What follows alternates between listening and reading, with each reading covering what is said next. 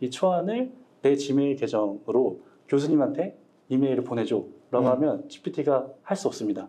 왜냐하면 못하죠. GPT가 가지고 있는 툴도 없고 제가 GPT한테 준 권한도 없어요. 제 계정에 접근할 수 있는 권한이 없기 때문에 GPT는 그거는 권한이 없어서 할 수 없습니다라고 답변을 하거든요.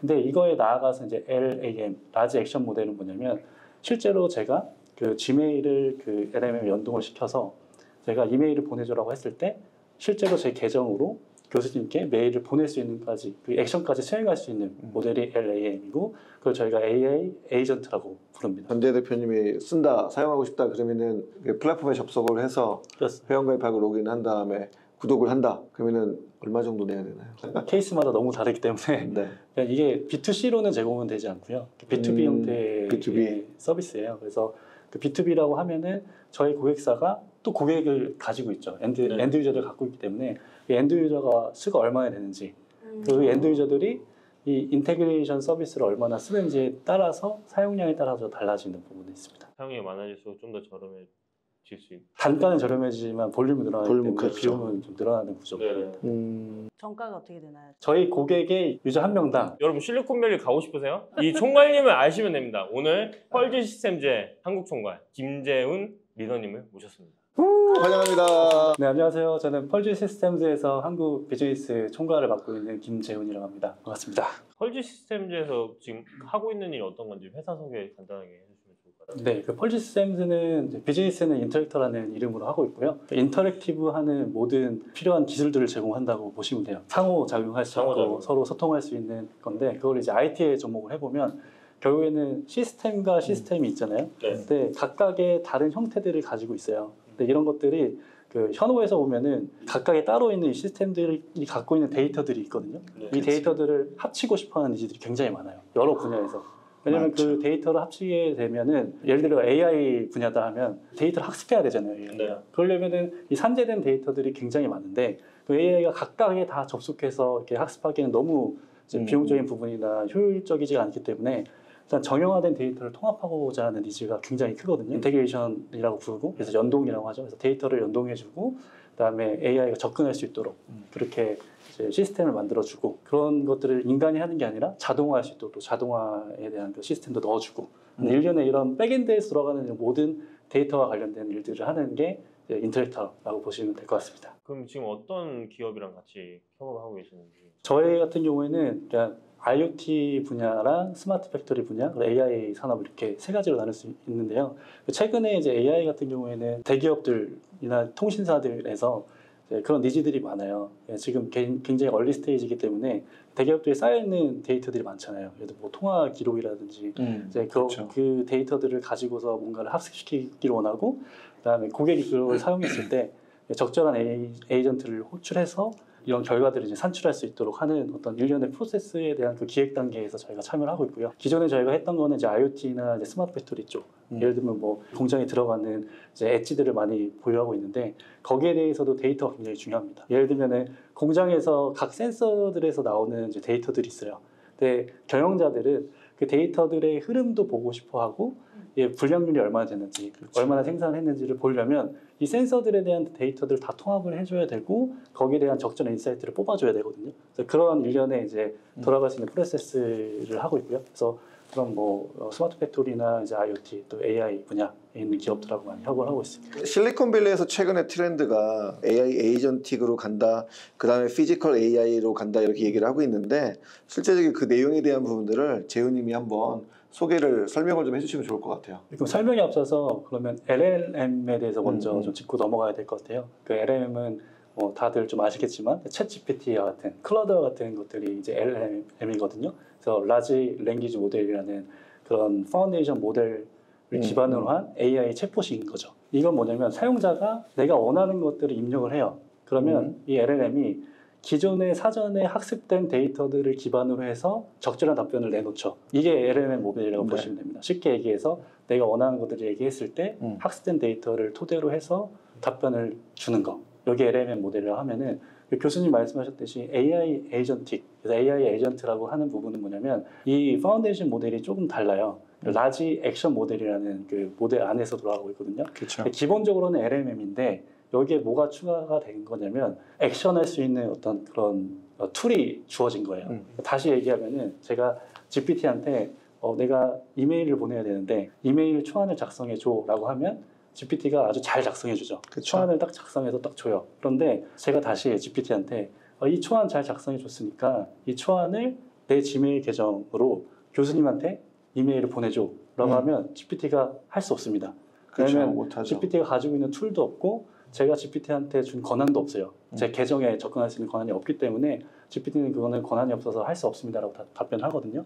근데 이거에 나아가서 이제 LAM, 라지 액션 모델은 뭐냐면 실제로 제가 그 지메일을 그 LM에 연동을 시켜서 제가 이메일을 보내줘라고 했을 때 실제로 제 계정으로 교수님께 메일을 보낼 수 있는까지 그 액션까지 수행할 수 있는 모델이 LAM이고 그걸 저희가 AI 에이전트라고 부릅니다. 그래서 좀 다시 정리하면 에이전트는 여러 가지 좀 정의들이 있어요. 근데 쉽게 얘기하면은 인간이 하는 일들을 AI가 대신할 수 있는 어떤 그런 맞아요. 개념이라고 보시면 네. 될 것 같습니다. 그러면 유튜브를 하고 있잖아요, 저도. 근데 항상 고민이 찍는 건 하겠어요.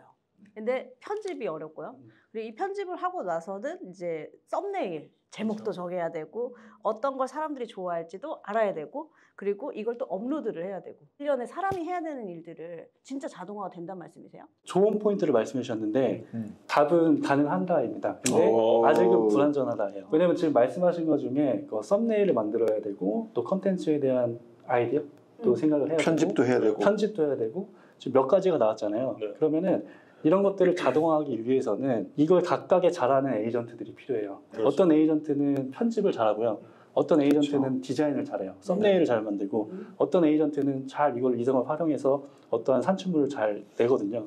그런데 예를 들어서 박영 대표님께서 원하시는 이것들을 디자인만 잘하는 에이전트만 딱 잡고서 내가 원하는 거 다 해줘 하면은 못하지. 시도는 하겠죠. 네, 그렇죠. 시도는 하지만 되게 멍청해지겠죠. 실제로 이것들을 가능하게 하려면 이 여러 가지 말했던 에이전트를 다 그리고 모아야 돼요. 모아서 업무를 분장해줘야 되는 거죠. 그랬을 때는 가능한데 제가 왜 불완전하다고 하냐면 여기에 뭐가 들어가냐면 AI는 사실 인간이 이야기하는 거에 대한 맥락을 이해해야 되잖아요. 그렇죠. 네. 그렇죠. 이 맥락을 이해한다는 게 사실 쉽지가 않습니다. 맞아요. 뭐 예를 들면은 제가 이메일을 교수님한테 보내줘라고 하면 여기서 없는 정보가 뭐가 있죠? 제 계정 정보도 모르고 교수님이 어떤 분인지도 이메일 주소도 모르고. 몰라요. 이메일 주소도 몰라고.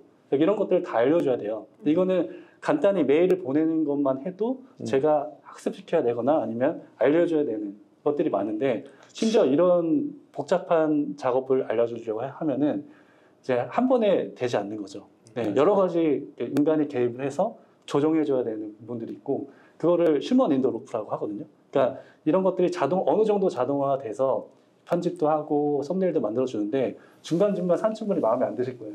네, 편집도 이상하게 돼 있고 그쵸. 뭐 썸네일도 들어가면 안 되는 이미지가 들어가 있으면 인간이 개입해서 야 이거는 이미 썸네일에서 이건 빼야 돼. 네. 이런 것들이 개입을 해서 계속 그렇죠. 이렇게 인풋을 줘야 되거든요.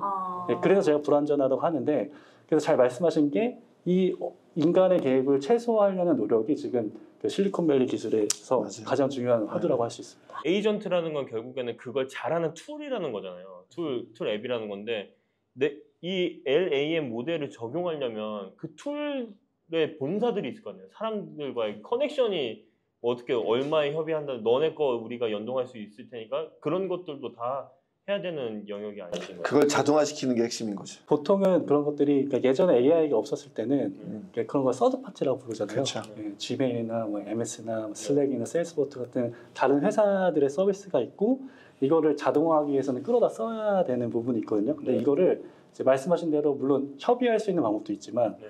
이제 각각의 기업들은 API들을 가지고 있어요. 네. 퍼블릭하게. 그래서 만약에 지메일에서 이메일 보내기 기능을 그러니까 API라고 하면은 각각의 그 기능, 그러니까 저희가 보이는 기능들에 대한 어떤 정의라고 엔드포인트 정의라고 보시면 돼요. 그래서 보내기라는 API가 있다고 치면은 내가 어떤 서비스를 하고 있는데 나는 고객한테 예를 들어 제가 CRM을 운영하는 회사예요. 그러면 지메일을 연동해서 고객이 내 CRM 안에서 그 고객한테 메일을 보낼 때 굳이 지메일로 들어가지 않고 내 화면에서 해결하기 원한다 했을 때는 API만 연동해 주면 돼요. 샌드 API를 네. 연동을 해서 그냥 그 고객이 그 CRM 화면 안에서 이제 지메일을 보낼 수 있도록 그렇게 하는 게 이제 API거든요. 근데 말씀하신 것처럼 이제 AI가 되면서 그 에이전트들을 갖다 사용하고 싶잖아요. 네. 그래서 기본적으로 여러 가지 방법이 있지만 그래서 이 툴과 에이전트와의 연동을 위한 기술들이 나와 있어요. 대표적으로 엔트로픽에서 출시한 MCP가 대표적인 그치. 거거든요. MCP가 뭔가요? 그 모델 컨텍스트 프로토콜이라고 해서 이제 프로토콜이라는 건 통신을 위한 거잖아요. 근데 이 특징이 뭐냐면 AI는 기존의 API와 다른 점이 뭐냐면 API는 그냥 보내기 API이기 때문에 다른 어떤 인간이 개입해서 설명해 줄 게 없어요. 네. 맥락이라는 게 없어요. 그냥 보내기는 보내기인 거예요. 버튼을 누르면 보내지고 끝인 거예요. 근데 AI는 뭐냐면 우리 애초에 AI한테 명령할 때 버튼으로 누르지 않잖아요. 자연어로 뭔가를 얘기를 하잖아요. 네. 그럼 얘가 내가 이메일을 보내줘라는 말이 이게 G메일을 통해서 이 메일을 보내라고 하는 거구나라는 이해를 해야 되거든요. 이해하라는 그 맥락을 집어넣어야 돼요.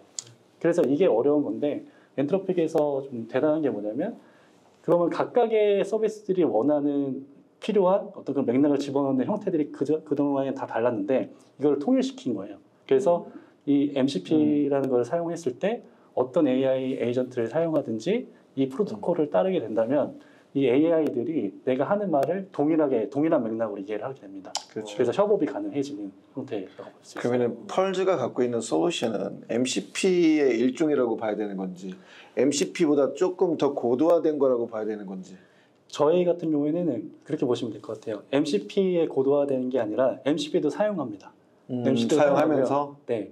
그리고 구글에서 최근에 발표한 A2A라는 또 개념이 있어요. 네. 이제 MCP는 이제 에이전트에서 이 툴들 말씀하신 그 툴들을 연동할 때 사용하는 프로토콜인데 A2A는 에이전트 에이전트예요. 그래서 이 에이전트들이 간의 협업을 위해서 이제 그런 것들은 이제 그런 맥락을 잡는 이제 기술인데 이제 그런 것도 활용을 해서 저희는 에이전트와의 이제 연동도 지원을 하고 에이전트가 툴과의 연동도 지원하고 그래서 하나의 그 플랫폼으로서 존재한다고 보시면 될 것 같습니다. 연결을 하는 게 실제적으로 굉장히 어렵거든요. API를 연동을 한다고 하면은 다 코딩을 해서 옛날에는 막 2달, 3달 그 이상 걸렸잖아요.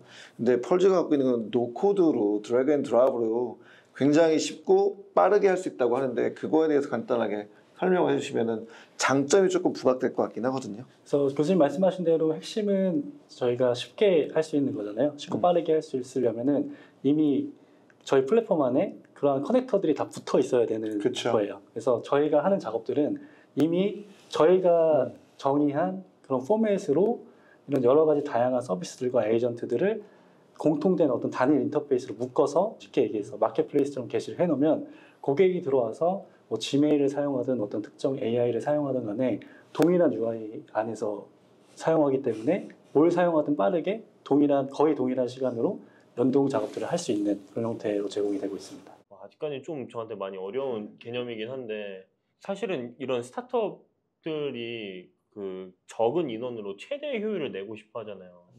그래서 AI를 찾을 수밖에 없는 구조거든요. 근데 스타트업과의 그 협업에 할 수 있을 만한 그런 단가가 되는지 그것도 좀 궁금하긴 해요. 네, 대표님 잘 말씀해 주셨듯이 한계가 조금 있습니다. 보통 이제 스타트업들은 저희 같은 이런 플랫폼을 사용하기보다는 말씀드렸듯이 기존에 시중에 나와 있는 그런 에이전트 서비스들이 있어요. 네, 그런 서비스들은 뭐 구독해서 얼마 하지 않기 때문에 필요한 만큼 이렇게 쓰시고 하시는 경우들이 많고요. 보통 이제 지금 그 멀티 에이전트를 활용해서 어떤 일련의 좀 큰 서비스를 만들려고 하는 니즈들은 이제 엔터프라이즈 쪽에 집중되어 있는 게 현실이긴 합니다.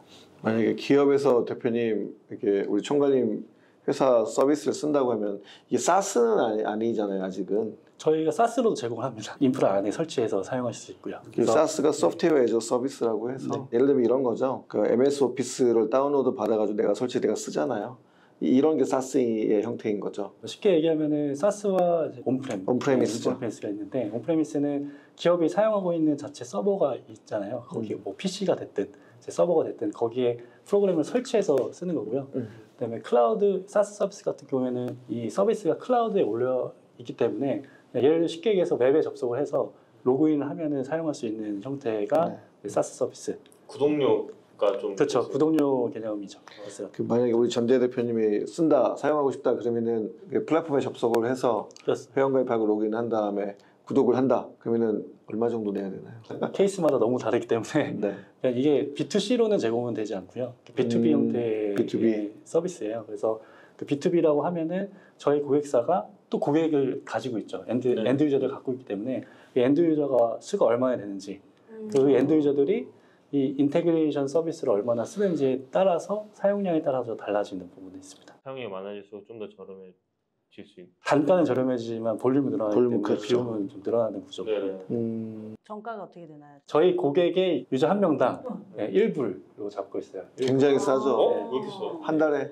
예, 한 달에 1불입니다. 1불이고 그다음에 플러스 이제 사용할 API들을 사용하잖아요. 네. 사용하는 것들은 또 플러스인데 그건 이제 사용량에 따라 또 이제 플러스 알파가 되는. 펄드 시스템의 이 소프트웨어를 어떤 사람들이 가장 많이 썼으면 좋겠어요. 예, 당연히 엔지니어들, 엔지니어들. 네, 그 회사의 엔지니어분들이 좋아할 수 있는 툴이어야 된다고 생각을 하거든요. 결국에는 저희 이 플랫폼을 사용하는 고객은 엔지니어분들이에요. 엔지니어분들이 들어와서 이제 데이터를 연결하거나 API를 연동할 때 저희 플랫폼에서 작업하기 때문에 엔지니어분들이 보기에 되게 쉬운 툴이 되어야 된다고 생각하고 많은 엔지니어분들이 사용하셨으면 좋겠습니다. 어떻게 보면 개발자 초급이나 중급이나 고급은 아닌다 그러면은 개발자 초급들한테는 굉장히 좋은 유용한 툴이 될 수 있을 것 같다.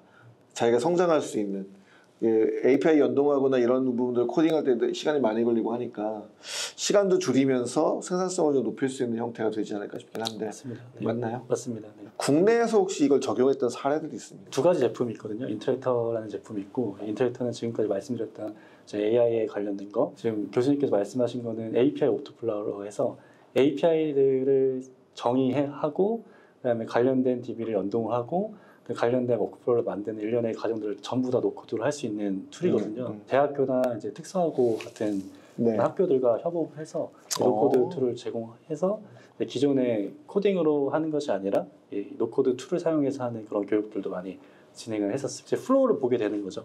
직접 코딩은 하지 않아도 이렇게 작동하는 그런 프로세스를 보잖아요. 그래서 인풋이 어떻게 되고 아웃풋이 어떻게 되는지를 육안으로 보게 되니까 그런 면에서는 학습 효과는 있었던 것 같아요. 여러분 LAM 처음 들어보시죠? 저도 처음 들어보겠는데 이런 정보가 어디서 왔을까요? 서울 벤처 포럼에서 왔습니다. 서울 벤처 포럼에서 왔습니다. 서울 벤처 포럼을 간접적으로 경험할 수 있는 곳 이 채널인데 더 크게 경험하시려면 단톡방 들어오시면 더 많은 경험을 하실 수 있을 겁니다. 고급 개발자들한테 이게 툴이 주어졌을 경우에 생산성이 얼마나 비약적으로 이렇게 향상이 될까요? 아무래도 이제 고급 계열자라기보다는 이제 통신사 쪽에서 많이 통신사 쪽에서? 활용하잖아요. 그러면은 LG 플러스, SKT, 뭐 KT 이런 통신사와 그렇죠. 그런 통신사들이 사용할 수 있는 툴이거든요. 보통 이제 데이터들을 대량으로 처리를 해야 되고 그럴 만한 허브 역할을 할 수 있는 데이터가 그런 허브 역할을 하고 있기 때문에 충분히 업무 시간이나 효율을 높일 수 있죠. 네. 그러면은 이게 통신사는 보통 우리가 전문용어로 오케스트레이션 해야 된다고 얘기하잖아요. 그 역할을 하는 건가요? 그러면? 오케스트레이션도 하나에 포함된 영역입니다.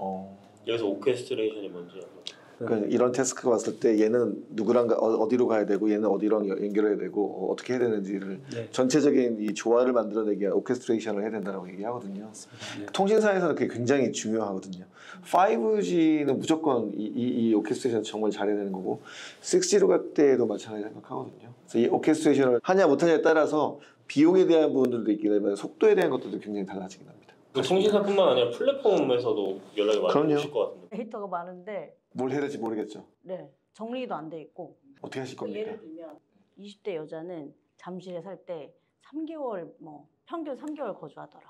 뭐 이렇게 이런 게 있으면 예를 들면 우리는 20대 여자가 잠실에 이만큼 거주하니까 뭐 이 중에서 몇 명이 들어와가지고 우리는 이만큼의 어떤 그 매출을 예상할 수 있다. 네, 이런 게 있으면 이제 저는 부동산적인 그 수익률이나 장사가 잘 되는 자리를 봐야 되니까. 그렇죠. 예, 그래서 그런 인사이트를 이제 저희 데이터랑 합산해가지고 좀 뽑고 싶은데 그러면 이제 매력적인 자리가 데이터로 나오잖아요. 1, 2, 3, 4, 5. 그렇죠. 네. 네, 그런 걸 하고 싶습니다. 저희한테 맡기시면 네. 여러분 이런 인맥의 시작 어디서부터 시작됐다고요? 서울 벤처 포럼. 네. 벤처 포럼에 와야 이런 분들을 볼 수 있는 거예요. 그 얘기는 추론해서 예측을 프레딕션을 한다는 얘기인데 네. 그 가능하다는 얘기죠. 저희 기술은 아니고요. 저희가 연동을 잘 하잖아요. 네. 이런 관련된 에이전트들이나 LLM들을 다 활용을 해서 일련의 데이터를 기반한 시스템들을 구축해 드릴 수 있습니다. AI 여러 기능 중에 또 하나가 예측이거든요. 근데 예측에 대한 부분들은 굉장히 어려워요. 근데 이 예측을 갖고 있는 솔루션을 가장 잘하는 회사 중에 하나가 또 한동대학교 정두희 교수님이 만든 임팩티브 AI라는 회사거든요. 거기는 실제로 데이터를 가지고 예측을 해서 재고 관리를 어떻게 해야 되는지에 대한 부분까지도 솔루션을 만들어 놓았기 때문에 지금 굉장히 핫하게 성장을 잘하고 있습니다. 그런 곳이랑도 협업할 수도 있긴 하겠네요. 그렇죠. 네, 네. 좋습니다. 근데 경쟁이 아니라 협업이 되는 건가요? 협업이죠. 네. 우리는 파운데이션 모델은 아닌 거고 네, 우리는 맞습니다. 어쨌든 응용할 수 있는 어플리케이션 쪽으로 계속 가는 그렇죠. 거죠. 어플리케이션을 하기 위한 네. 제반된 기술들을 제공하는 거기 때문에 혹시 협업하고 싶어하는 그 기업들, 스타트업들 아니면은 대기업들한테 하고 싶은 말 있잖아요. 저희는 말씀드린 B2B 솔루션을 음. 제공하는 기업이기 때문에 그 B2B 중에서도 요새 말씀드린 이제 AI 에이전트 쪽에 관심이 있으신 기업들 혹은 에이전트를 만들고자 하시는 기업들이 있으면 네. 저희랑 협업하기 딱 좋습니다. 왜냐면 말씀드렸듯이 에이전트 하나만으로는 살아남기가 힘들거든요. 에이전트가 맞아요. 다른 에이전트와의 협업을 잘할 수 있는 구조를 만들어야 되고 그 에이전트가 적절한 툴들을 찾아서 또 연동해서 사용할 줄 알아야 돼요. 그런 일련의 연동 작업들이 굉장히 중요하기 때문에 에이전트에 관심이 있으시거나 AI 에이전트를 만드시고자 하는 기업들은 언제든 연락 주시면 협업 포인트가 많이 있을 것 같습니다. 새로운 연결을 통해서 새로운 비즈니스를 만들고 싶어하는 그런 기업들은